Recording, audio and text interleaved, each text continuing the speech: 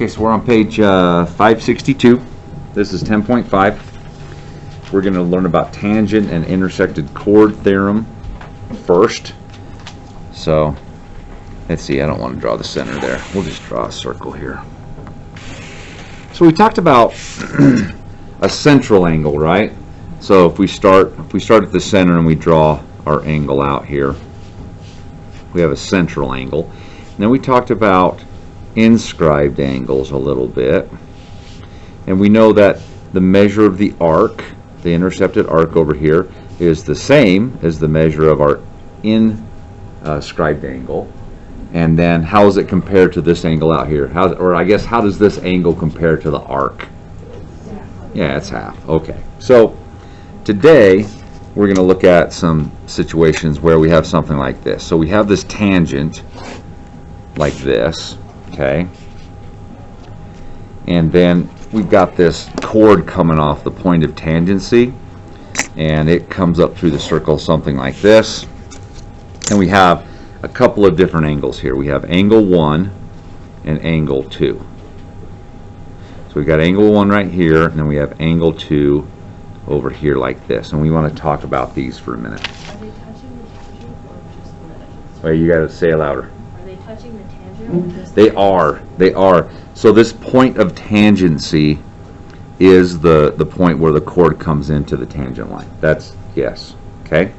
So if a tangent and a chord intersect at a point on the circle, so the only point on the circle for the tangent line is that one point of tangency. Okay.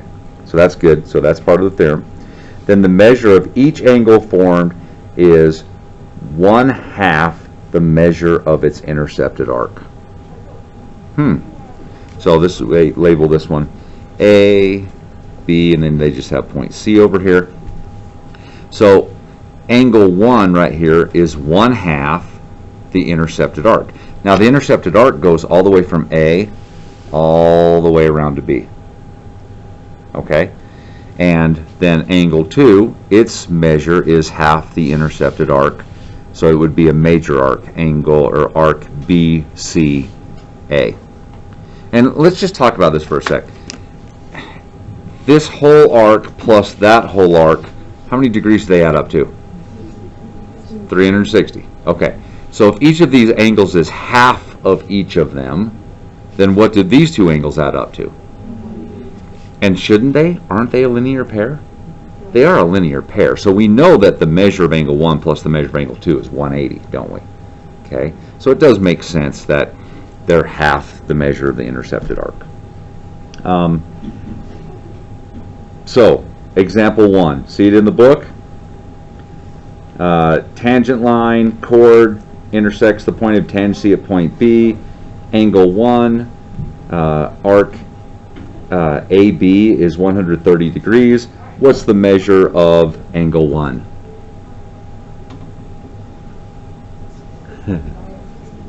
Say it. Oh, you're so good. Awesome. Okay. So it's pretty simple, isn't it? Okay.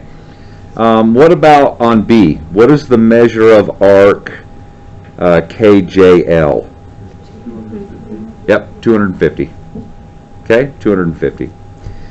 Can you also see the measure of angle KLM? Wouldn't it be 180 minus 125? Right? And then could you also figure out arc KL? So you could figure out all the missing arcs and angles there, couldn't you? Okay? So in a situation like this, like if I tell you one of these, this one is 75 degrees. Can you go ahead and tell me the other angle over here and the measure of both arcs? You can figure out everything, can't you? Okay, great. Okay, so that's pretty straightforward. I don't think there's any problem there. Okay, so what if the intersection's on the interior of the circle, but it's not a central angle and it's not an inscribed angle? So let's say let's do the next one here. Intersecting lines and circles. Let's say we have a couple of lines that come along something like this.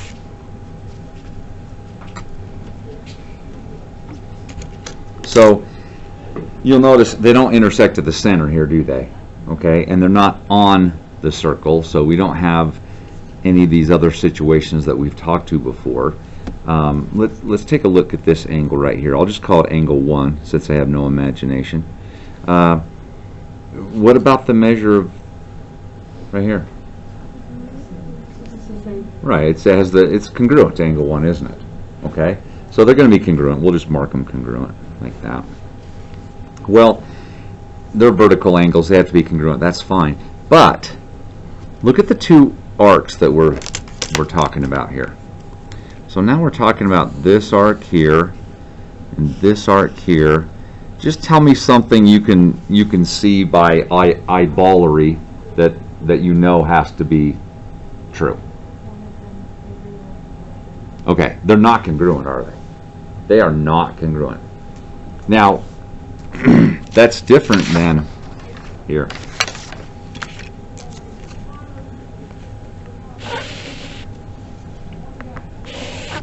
Okay, so if these two lines came along like this, and they intersected at the center of the circle, like that, then we would know, okay, these two angles would have the same measure. And what about the two arcs out here?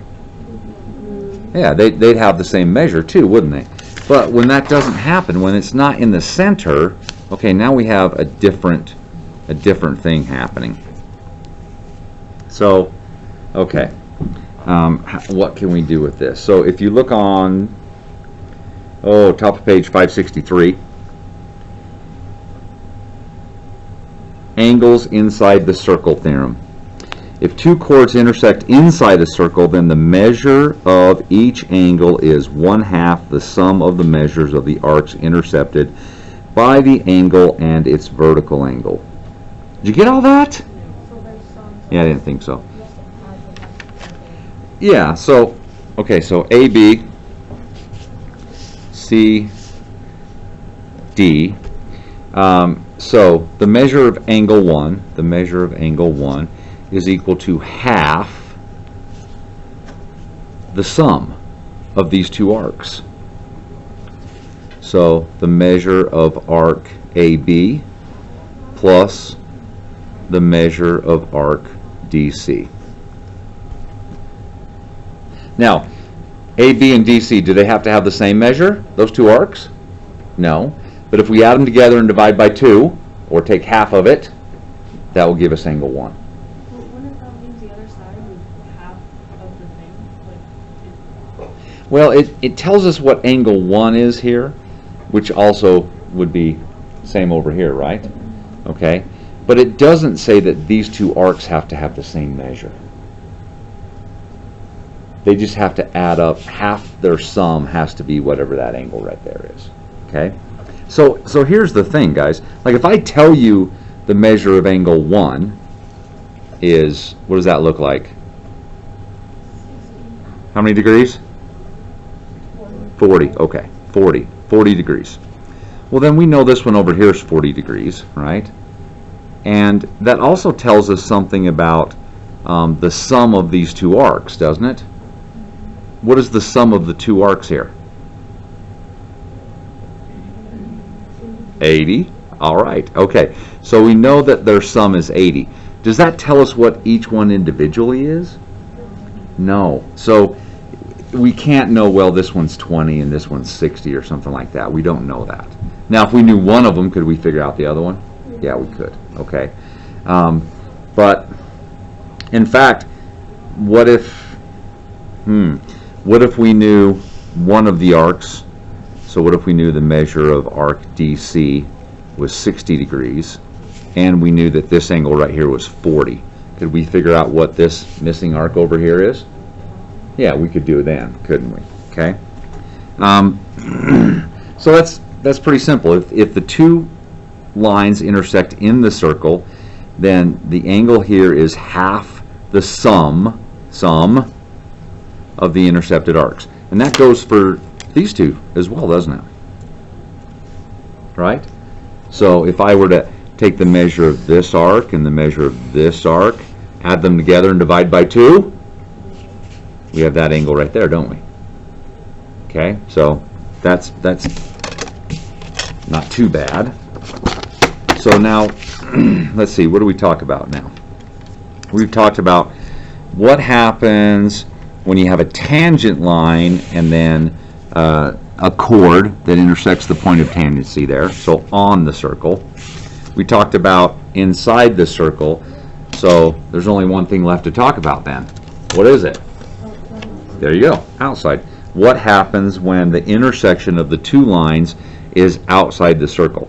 Now, there's a little bit of stuff going on here. So if you look at, you're all on page 563, right? You're looking at angles outside the circle theorem. Boy, someone worked hard on that theorem name, didn't they? Angle outside the circle theorem. So the first one would be, okay, comes like this, comes like this. Now, do you all see the two intercepted arcs? Okay, this angle right here is 1/2 the difference between those two intercepted arcs. And you have to be a little careful, because if I start with the small one and subtract the big one and then divide by 2 or take half of it, is that going to make this angle negative? Will the angle actually be negative? No. So you could almost say it's the absolute value of the of half their difference, or just be smart and always start with the big one and subtract the little one, or just know the angle's not going to be a negative angle, is it? No. Okay. So it's pretty easy. This one's 120 degrees. That arc, this arc right here is only like 20 degrees. Can you tell me the measure of that angle? Half the difference, right? Difference is 100 degrees. Half that's 50. There you go. That's got to be 50 degrees. Or what if I knew this one was 50 and I wanted to find that arc? Could we do that? Let's just name that one X, arc X. So we know that arc X plus 120 degrees. Oh, I did plus. When do we plus them? When the intersection's on the inside of the circle, we do addition. Okay, subtract. So 120, subtract arc X. Half of that has got to equal 50. How would you guys get rid of the parentheses here to solve this? Times both sides by 2. Good choice. We don't want to use the distributive property. Just multiply both sides of the equation by 2. And these will cancel. So we have that right there. And so negative 20 equals the opposite of x. So there's our 20 degree. Okay? So the thing with this angles outside the circle theorem is we have 3 different cases, don't we? So that was one case. The other case is where one of them is a tangent. So you've got this tangent line coming like this, and then one of them is not a tangent, so it runs through like that. But do you see there's still 2 intercepted arcs, aren't there? So we have this intercepted arc here, and then this one here. And this angle is half the difference between those 2 intercepted arcs. And can you see the other one where they're both tangents? I'll have to draw a smaller circle to make that happen.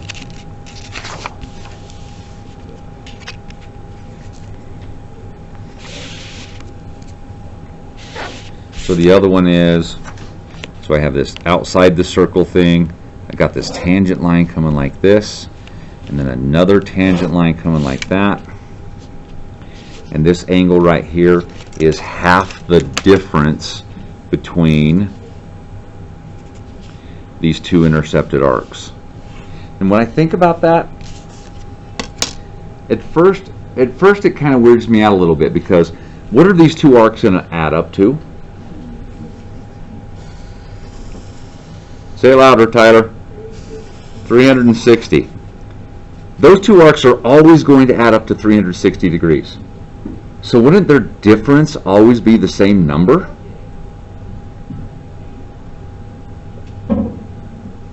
But then think about it a little bit harder. If two things add up to 360, is their difference always the same thing? It isn't, is it? No. So we could have one 240, another one 120. Their difference is 120. We could have one 300, another one 60. Their difference is 240. So the difference between them isn't always going to be the same amount. Okay? So let's see. What have we learned today? Circle, tangent line, chord coming here like this. This is just like an inscribed angle, isn't it? Okay, it is an inscribed angle. It is half the intercepted arc, so that's kind of just like the inscribed angle theorem. Okay, so intersection inside the circle. This angle is half the sum of the intercepted arcs, right? And then intersection outside the circle, this angle is half the difference, Those are the three things. One of them is just like inscribed angles, right? And then inside the circle, half the sum, outside the circle, half the difference. Can you write yourself some notes down to help you remember those, and you can use that on the test. And let's talk about one little problem here.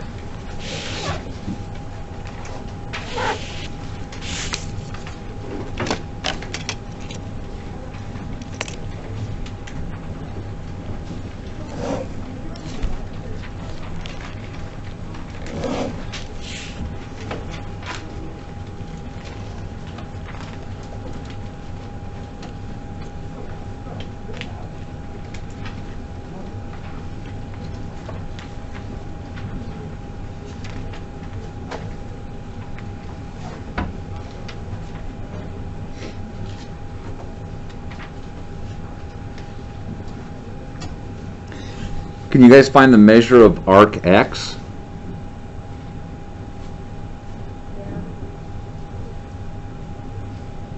You all feel comfortable about that? So just think about this angle is, now what does the theorem say?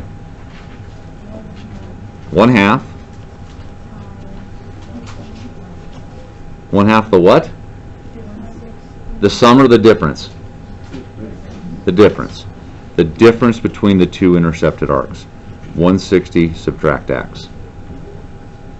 Okay, you all comfortable solving that equation? What are you going to do first? Times by 2. That means 60 equals 160 subtract X. Subtract 160 from both sides. That's negative 100 equals the opposite of X. So X is a 100-degree arc. We all good with this? Okay. It's actually, the circles are kind of cool. There's a lot of stuff to talk about, and I think they're kind of easy. So this is 10.5.